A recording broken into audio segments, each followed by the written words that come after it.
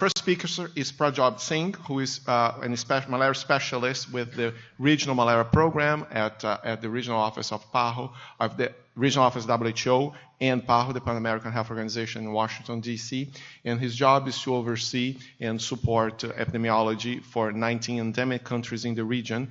And I think he will give us a brief overview what is the current situation of malaria in the region. And I think it's a good way to start this session. Thank you.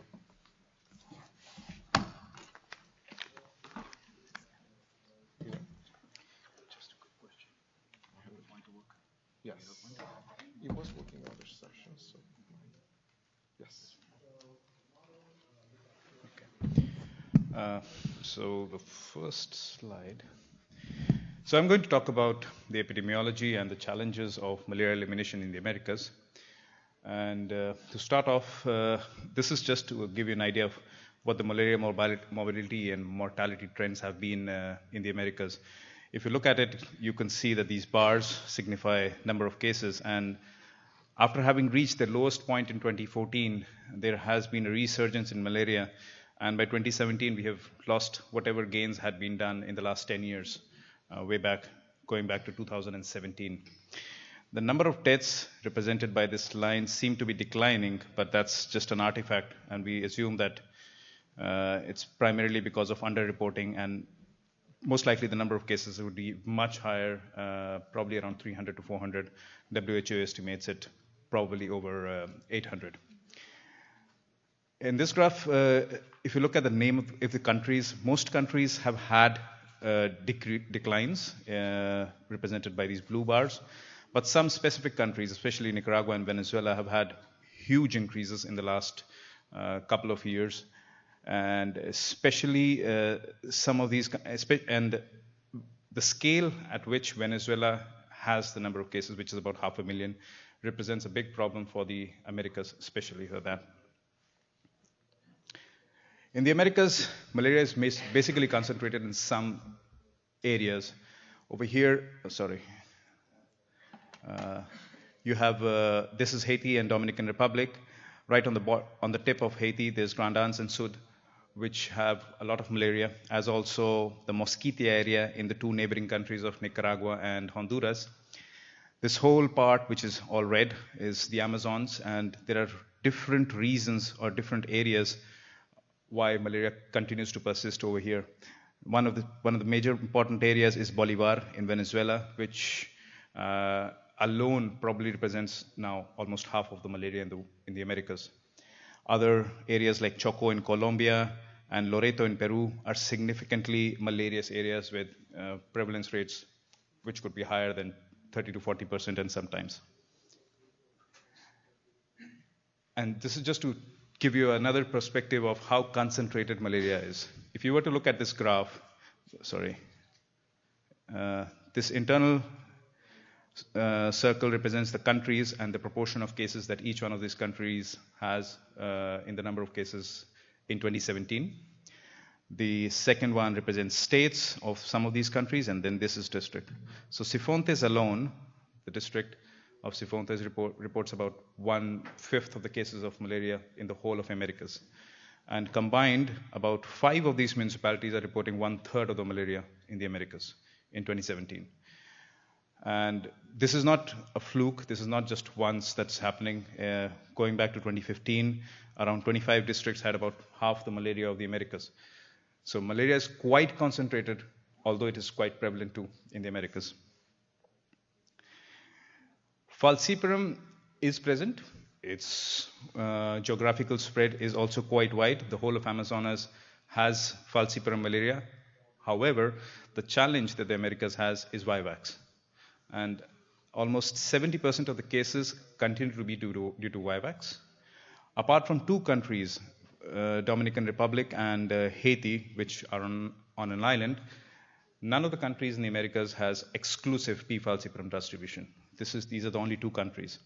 And just to give you another perspective, about 6 of the 19 malaria endemic countries have only vivax malaria at present. So this gives you an idea that although falciparum is an important and something that we keep on talking about, vivax continues to be the problem in this part of the world. So there have been some recent increases in malaria in the Americas. And these are just some of the major reasons that we presume are related. One of them is sustainability. Our colleagues, some of them from Loreto, from Peru, this graph just shows you the number of cases declined significantly right up till 2010 and 11, which is when the Global Fund grant, which was supporting this part, this Loreto, ended. The country was supposed to start off funding using domestic sources.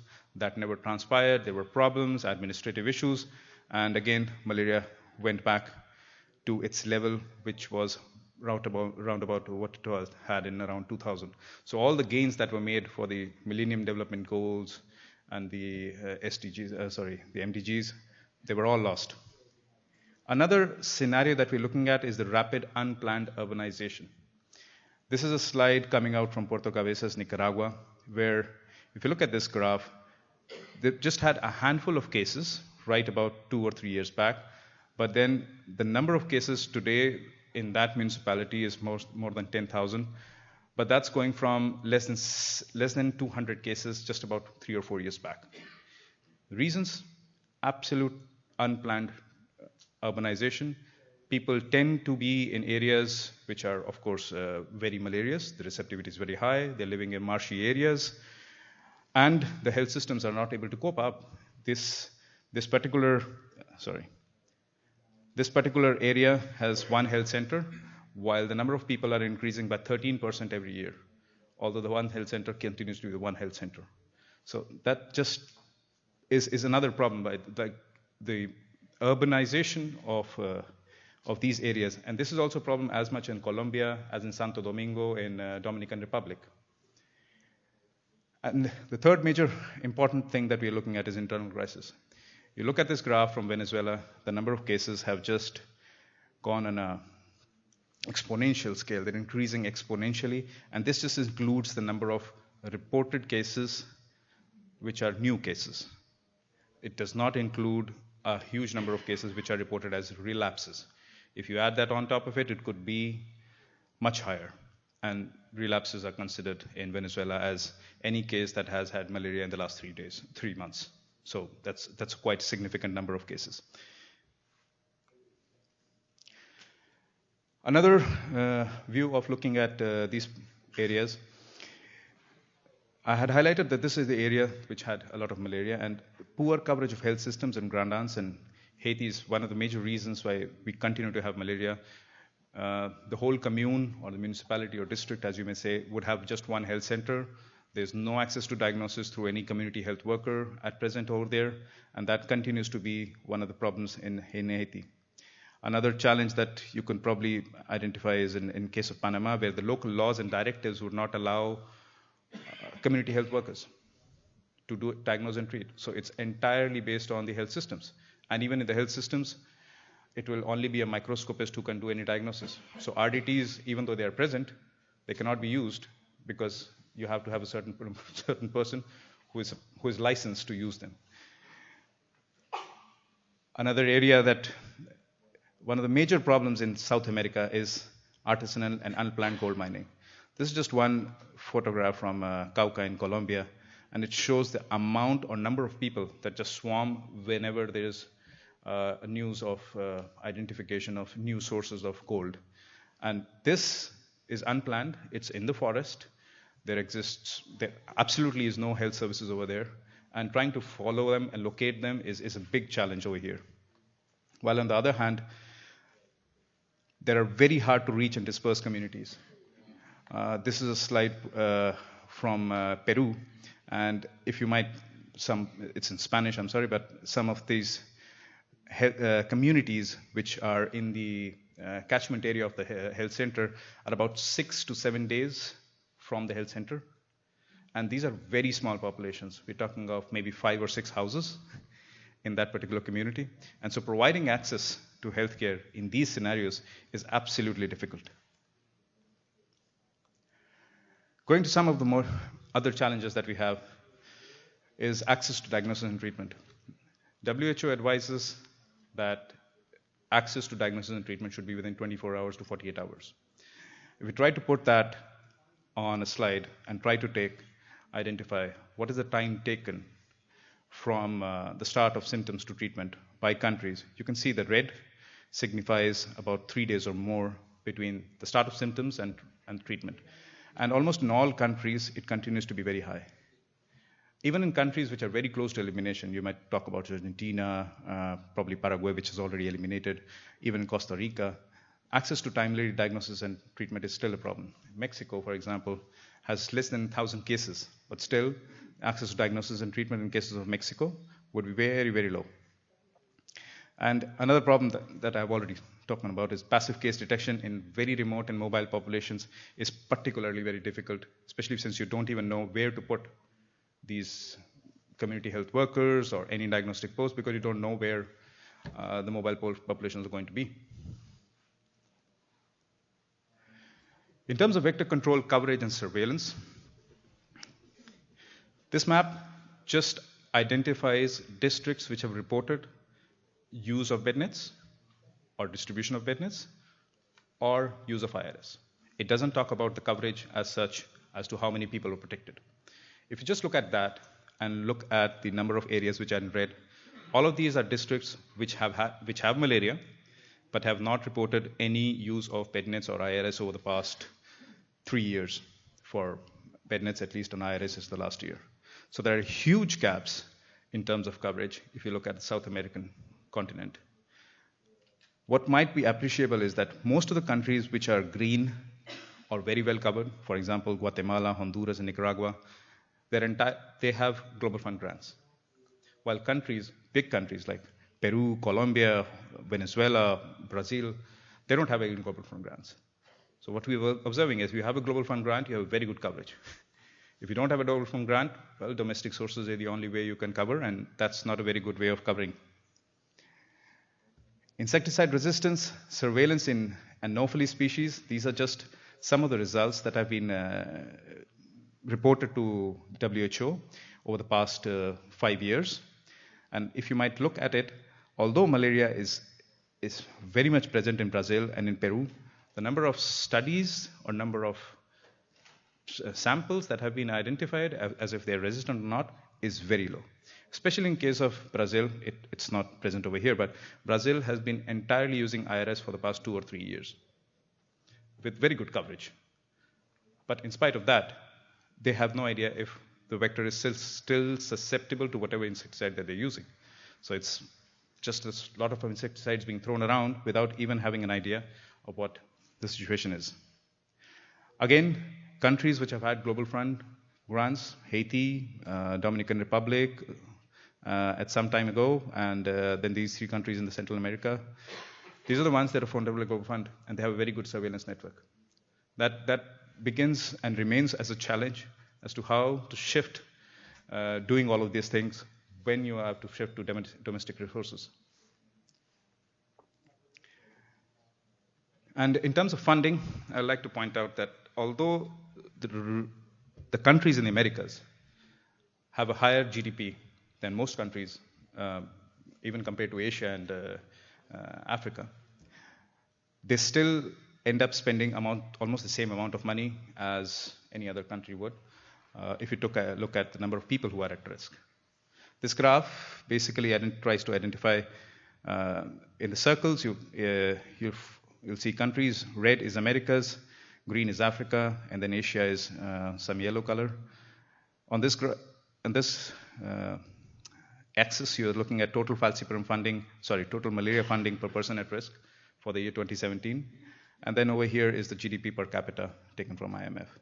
And if you look at all of these countries, these are countries from the Americas, very high GDP, but still the amount of funding continues to be the same. And one of the basic reasons is because these are domestic funds. And domestic funds tend to be for vector-borne disease control programs and not just malaria control.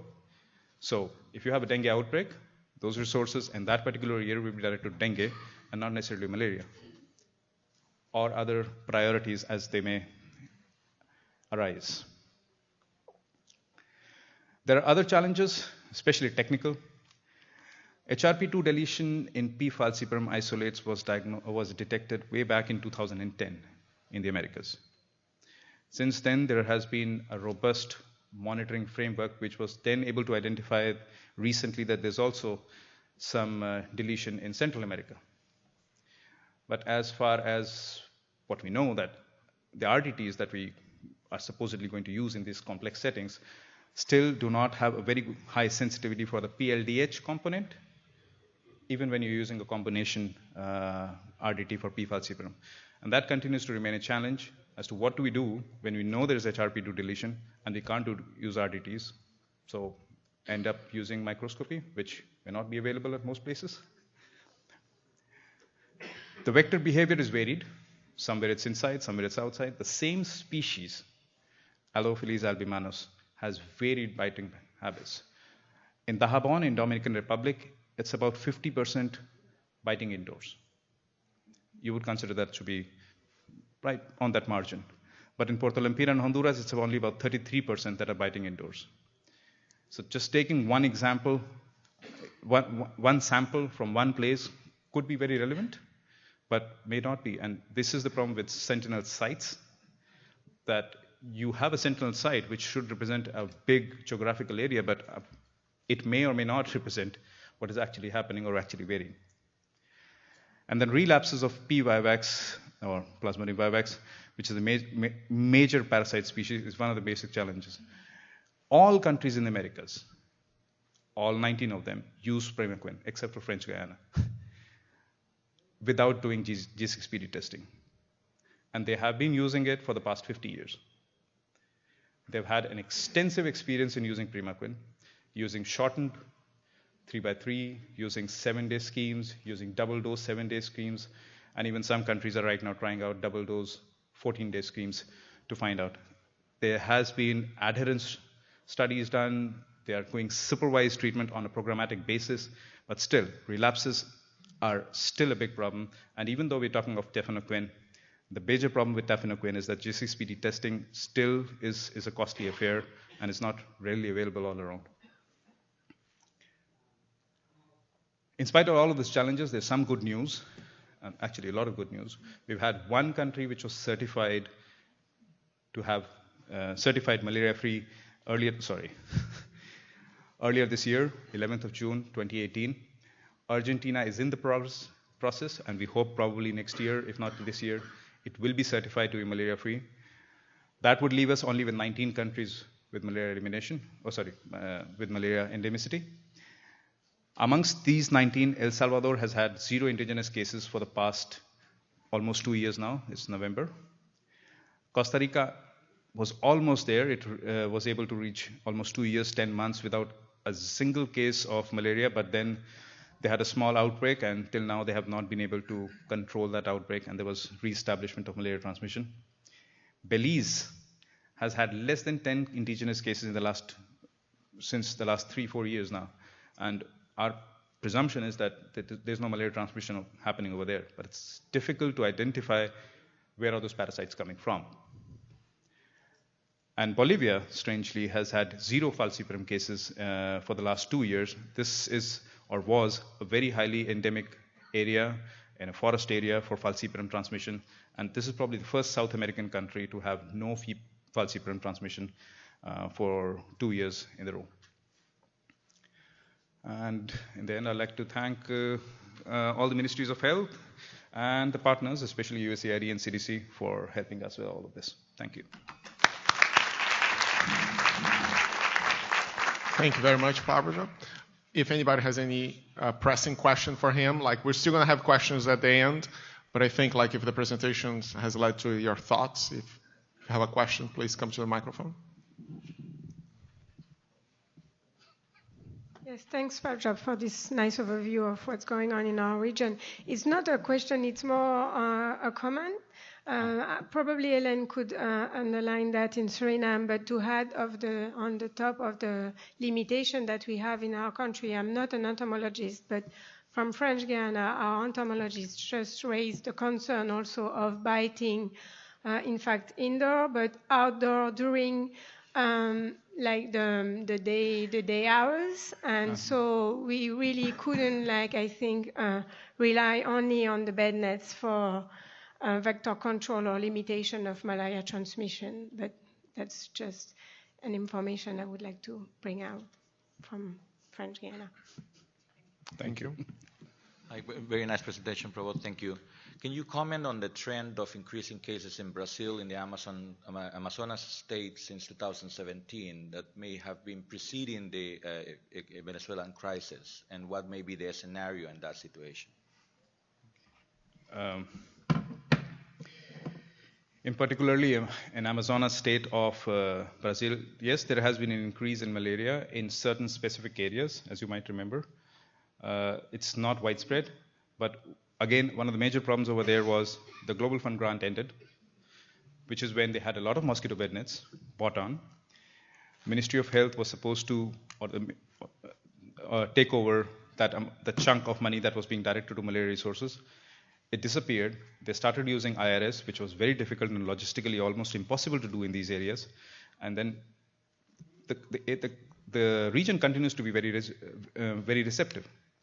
And so it was just a matter of time that the number of cases would come up without any vector control in a proportion as large as they were doing before. Thank you very much.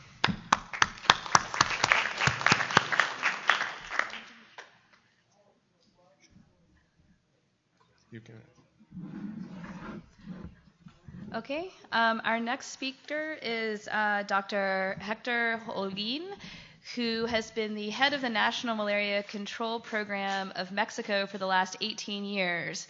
So he has really a wealth of experience in seeing Mexico transition from a highly endemic country to really near elimination at this point. And he's going to share his perspectives on what has happened in Mexico over the last 18 years, and as well as the role of vector control within that.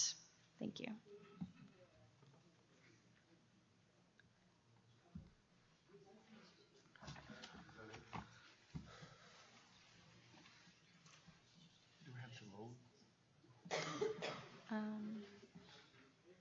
Is that your talk? Yes. Yes. Thank you.